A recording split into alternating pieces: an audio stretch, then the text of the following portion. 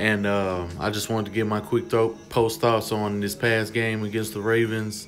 It was a very winnable game. They started out hot and heavy, and it looked like Tom Savage was going to be able to pull it off. I actually picked them to win before this game had started. I know we haven't played too well during prime time, and we don't even have a very good history against playing the Ravens.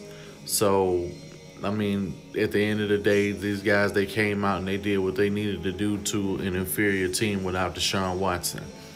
When you have the O-line that we have, and when you have a coach like Bill O'Brien, and when you have a quarterback like Tom Savage, that's just doomed for disaster when all three of them things are within one organization.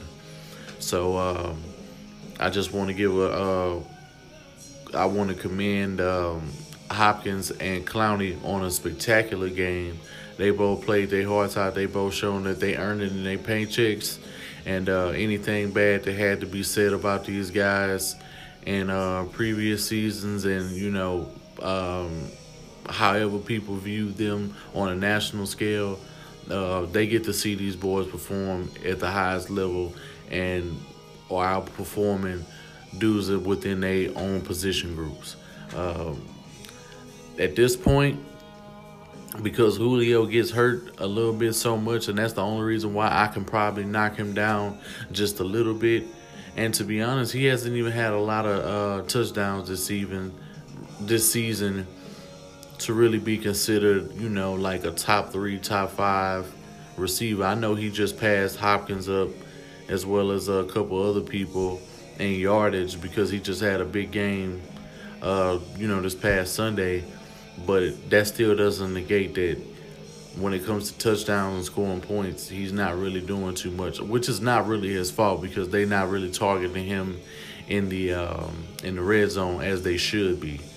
So with that said, DeAndre Hopkins is still leading the league in touchdowns, and I think that will continue on, especially when we have games coming up like this next one and the Tennessee Titans, who I feel can be. I feel we can still win that game, regardless of how putrid this offense looks with Tom Savage at the helm.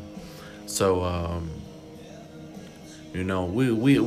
I'll do another video disclosing what I feel our keys to that game will end up being for us to have a win, and I'm also gonna give the keys of why I'm saying we won't win. Because I want to be able to give both factions and be, be a true fan of the sport and give both sides of the story. Because Tennessee, even though they are 8-3, they're not really a good 8-3 team. And even if they do make it to the playoffs, which is looking like it's a very high possibility, they won't beat anybody, not even the Jaguars. I believe if they go and they play the Jaguars in the wild card round, they won't even have a chance against them because the defense is going to show up and be stellar. And if they play the Jacksonville Jaguars again and the Jags beat them and see what the remedy was versus what how it was when they played them earlier this season, it's going to be a totally different game. But my thoughts back on this Ravens and Texans game, I felt early on the running game, the O-line, and Tom Savage was doing everything they could to march the ball down the field.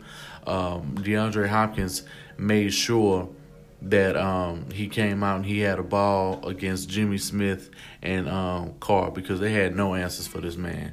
It was absolutely ridiculous that he was getting open as well as he did. The reason why, I don't know how Tom Savage missed him when it was like 10-17 and he missed Hopkins and he didn't even look his way when he was wide open in the end zone for a touchdown, an easy touchdown.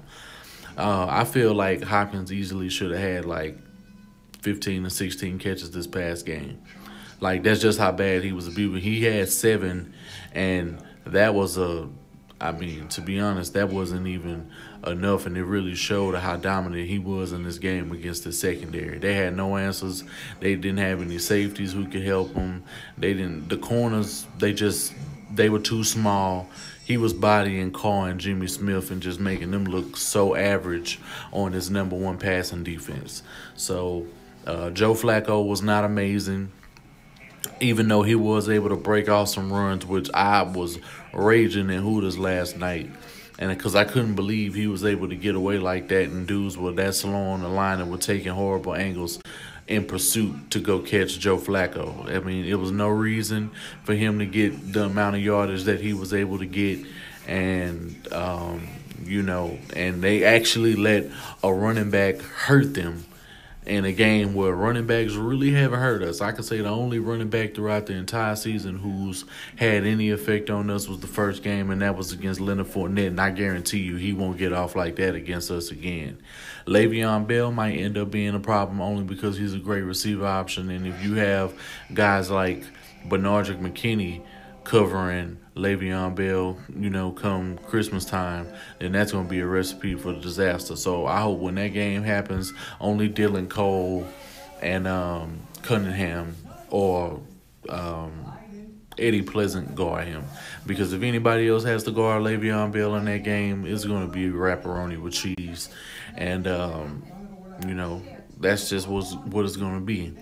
The defense played pretty well, as well as they could under the circumstances that Tom Savage was the quarterback and he did everything he could to throw away their chances of winning the game.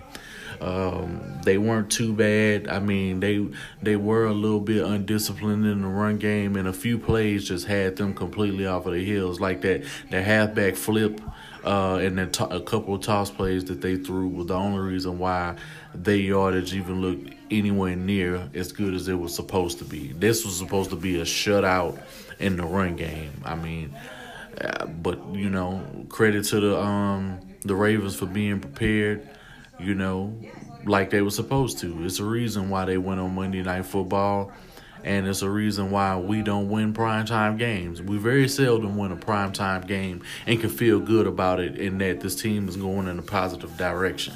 This team seems to let you down whenever primetime is on. I mean, I can understand a wild card or something here and there.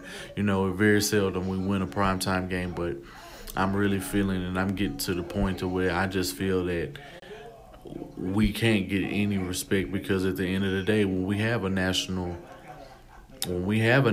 game, what happens? We got to see, lackluster performances.